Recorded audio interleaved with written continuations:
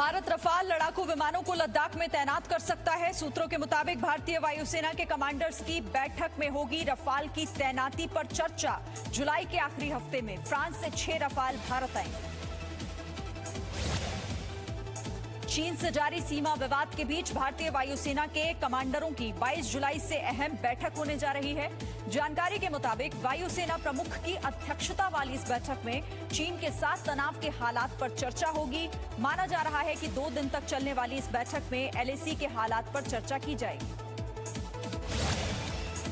कांग्रेस ने एक बार फिर चीन को लेकर केंद्र सरकार पर गलत बयानी का आरोप लगाया। कांग्रेस नेता रणदीप सुरजेवाला ने कहा कि चीन की घुसपैठ को लेकर केंद्र सरकार सच छिपा रही है। सुरजेवाला ने प्रधानमंत्री मोदी पर इसे लेकर भ्रम फैलाने का आरोप लगाया।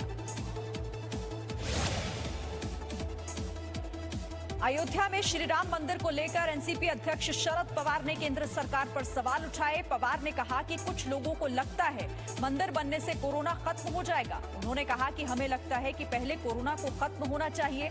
अगले हफ्ते सरकार से बात करने दिल्ली आएंगे शरद पवार। अमेरिकी नौसेना भारतीय नौसेना के साथ मिलकर युद्धाभ्यास कर सकती है। जानकारी के मुताबिक अमेरिकी एयरक्राफ्ट कैरियर यूएसएस निमित्ज इसमें शामिल हो सकता है। निमित्ज अभी हिंद महासागर में तैनात है और नेवी अंडमान और निकोबार द्वीप तट पर युद्धाभ्यास कर रही है। लद्दाख में एलएसी पर सेना का एक जवान शहीद हो गया। शहीद जवान का नाम देव बहादुर है। जानकारी के मुताबिक 24 साल के देव बहादुर का पांव गलती से लैंडमाइन पर पड़ गया था। देव बहादुर उधम सिंह नगर के रहने वाले थे। बिहार के किशनगंज में सीमा पर नेपाल पुलिस ने फायरिंग की चपेट में आने से एक भारतीय नागरिक गंभीर रूप से घायल हो गया। बताया जा रहा है कि नेपाल पुलिस ने मवेशी ढूंढने गए युवकों पर गोलियां चलाई। घायल युवक जिस जगह पर अपने पशुओं को ढूंढ रहा था उसके करीब नो मैन्स लैंड है। आज राजस्थान हाईकोर्ट में बागी विधायकों की याचिका पर सुनवाई होगी। स्पीकर सीपी जोशी ने सचिन पायलट समेत 19 विधायकों को अयोग्य ठहराने का नोटिस जारी किया था। इसे हाईकोर्ट में चुनौती दी गई। 3 दिन में दूसरी बार राजस्थान पुलिस की स्पेशल ऑपरेशंस ग्रुप की टीम सचिन पायलट खेमे के विधायक से पूछताछ करने पहुंची, लेकिन मानेसर के रिजॉर्ट में टीम को अंदर नहीं जाने दिया गया। आखिरकार टीम को खाली हाथ ही लौटना पड़ा।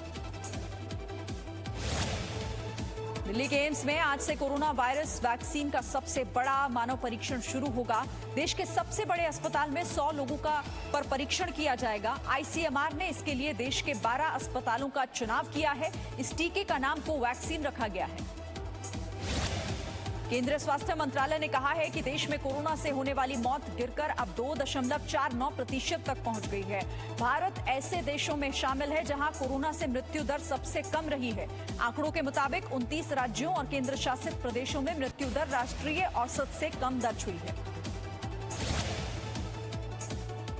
देश में कोरोना के मरीजों के ठीक होने की दर 62.86% हो गई है। भारत में अभी कोरोना के सक्रिय मामले 3,73,000 हैं।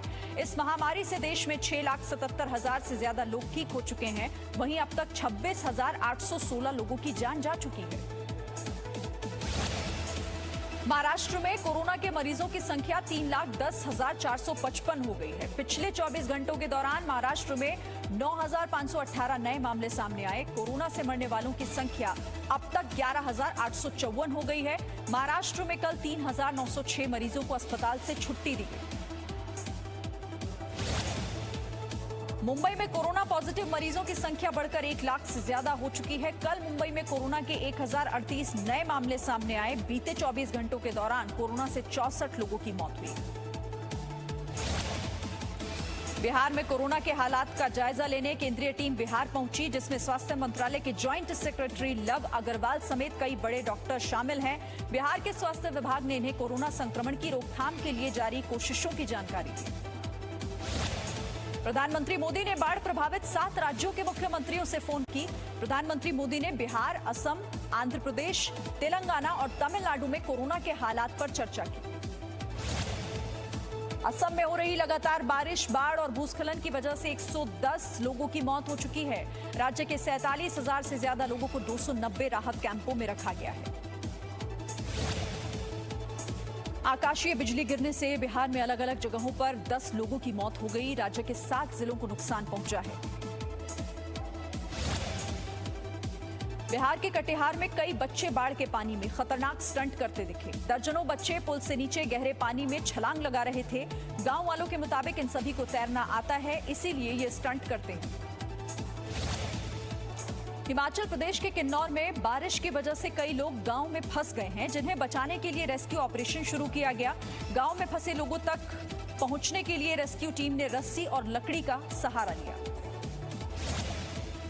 केरल के कोच्चि में भी बारिश ने हालात खराब कर दिए हैं। समुद्र के किनारे बसे गांव डूब चुके हैं। समुद्र की बड़ी लहरों ने गांव के एक घर को पूरी तरह तबाह कर दिया, जबकि 4 घर ऐसे हैं जो मामूली तौर पर क्षतिग्रस्त हुए।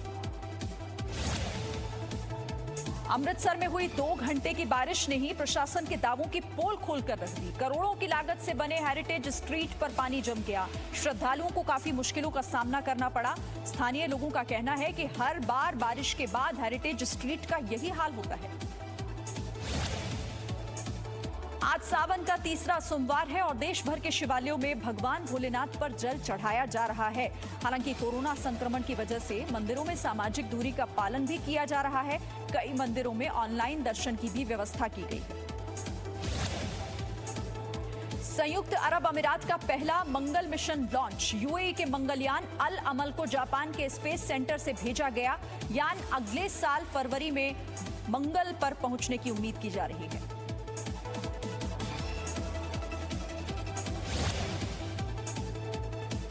स्पेन के तेरिफा बीच पर एक पावर बोट को उतरते हुए देखा गया।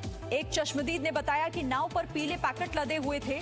2 यात्रियों ने भागने से पहले समुद्र में कोई चीज फेंकी। ये स्पष्ट नहीं है कि ये लोग कौन थे या उन्हें पैकेट में उनके क्या था।